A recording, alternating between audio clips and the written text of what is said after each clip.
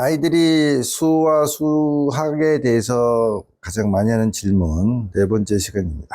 네 번째 시간에는 요거는 이제 중학교 1학년에서 이제 공부하게 되는 내용인데요. 음수 곱하기 음수는 왜 양수가 되나요? 이런 질문을 꽤 많이 하는 경우가 있습니다. 자, 이거 질문을 하는 것 자체가 사실은 기특한 거예요.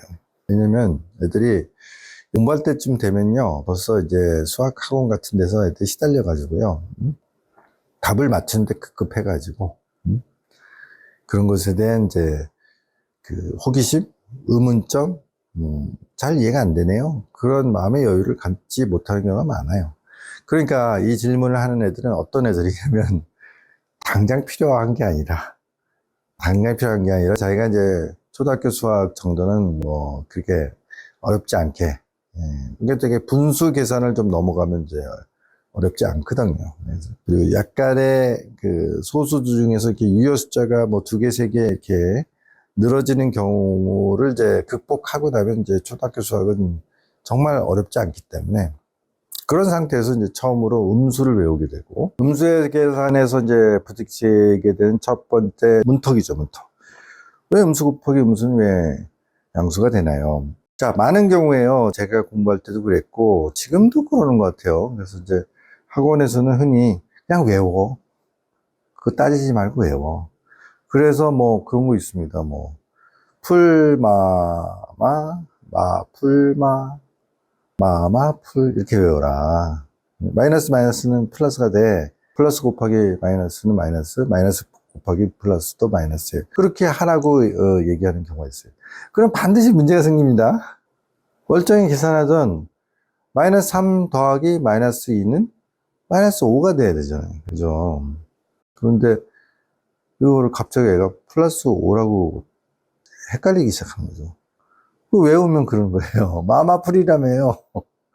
야, 그거는 마마풀은 곱하기 때만 쓰는 거고 더하기 때는 그냥 마이너스가 그대로 유지돼야지, 이렇게 된단 말이에요. 그렇죠. 그래서 무조건 외워. 이거 굉장히 사실 이제 무식한 아니면 야만적인 접근입니다.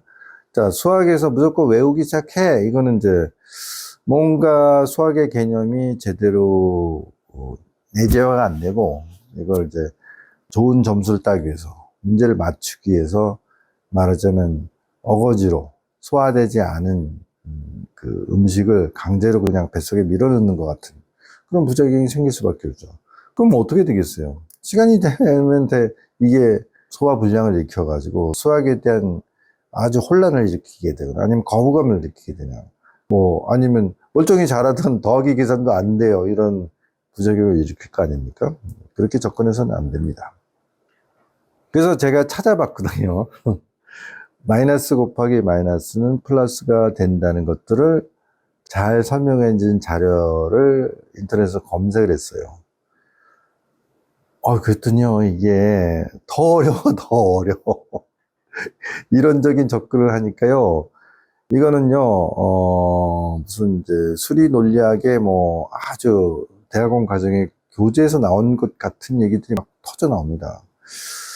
그렇게 하면 안 되죠. 뭐 질문을 했더니 대답이 더 어려워? 이거는 올바른 방법이 아니죠. 그래서 제가 사용하는 방법은, 지난 시간에 아라비아 숫자 공부하면서 아라비아의 상인들이 수학에, 특히 대수적인 수학에 큰 기여를 했다, 저는 그렇게 생각하는데, 그래서 상인의 수학이라고 제가 이름을 붙여서 얘기합니다. 어떻게 설명을 하냐면요, 자, 마이너스 3 더하기 마이너스 2는 이렇게 설명하는 거죠. 어저께는 3만 원 손해봤고 오늘은 2만 원 손해봤어. 그러니까 합이 5만 원의 손해가 발생했네. 이렇게 이해하면 된다는 거죠. 그럼 곱하기는 어떻게 해? 자, A라는 사람이 그 아라비아 상인이겠죠. 장사를 못 해가지고 매일 3만 원씩 손해보는 멍청한 장사꾼이 있어. 이 사람이 이틀을 장사하면 6만 원을 손해봐. 3일을 장사하면 9만 원을 손해봐. 그러면 직관적으로 매칭이 되잖아요. 그러면 그 반대는 어떻게 되나요? 2 곱하기 마이너스 3은 뭔가요? 2 곱하기 마이너스 3도 우리가 마이너스 쳐야 되는데 그거는, 아니, 2만 원씩 돈을 버는 사람이 3일을 일하면 6만 원을 벌잖아. 그지? 그러면 2만 원씩 버는 사람이 이틀을 일했으면 4만 원을 벌잖아. 하루를 했으면 2만 원을 벌겠지? 근데 아직 장사를 하기 전이야. 장사를 안 했어. 그럼 번 게 없잖아. 그러니까 0이 맞지. 근데 장사를 하려고 했는데 그날 뭐 폭우가 몰아쳤어. 홍수가 났어. 아니면 뭐 전쟁이 났어.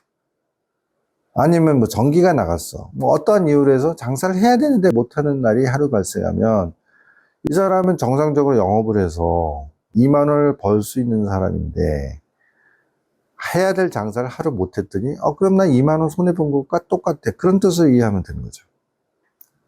3일을 못했어. 그럼 나 6만 원 손해본 거야.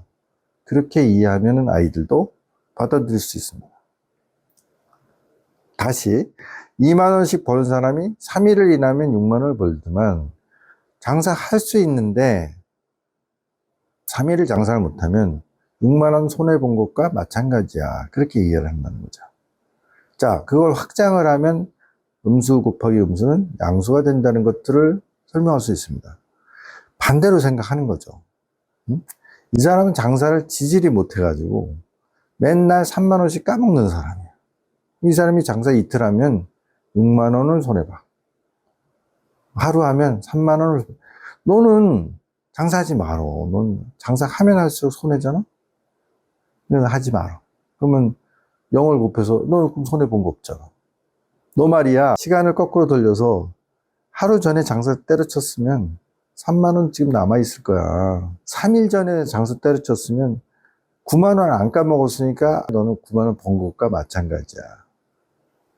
자, 그러면 음수 곱하기 음수는 양수가 되는 게 너무나 논리적으로 타당성을 가지게 되죠. 그러면 음수 곱하기 음수는 양수가 된다는 개념도 아마 중세시대에 장사를 아주 활발히 했던 아라비아 상인들이 발견했을 가능성이 되게 높다. 저는 그렇게 생각하는 거죠. 그래서 장사꾼의 수학, 장사하는 것들과 연관시켜서 이것을 해석을 했을 때 가장 직관적이고 설득력이 있다. 자, 그러면 마마풀 같은 상황이 발생하지 않죠. 자, 어저께 3만 원 손해보고 오늘 2만 원 손해본 사람은 결국 5만 원 손해본 거야. 3만 원 매번 손해보는 사람이 이틀간 장사를 하지 않았다라면 6만 원 손해를 안 봤을 거야. 손해를 안 받는 것은 이익과 다를 바가 없어. 그렇게 설명하면 되는 것이죠. 다르잖아요. 그죠? 무조건 마이너스는 플러스가 돼. 왜?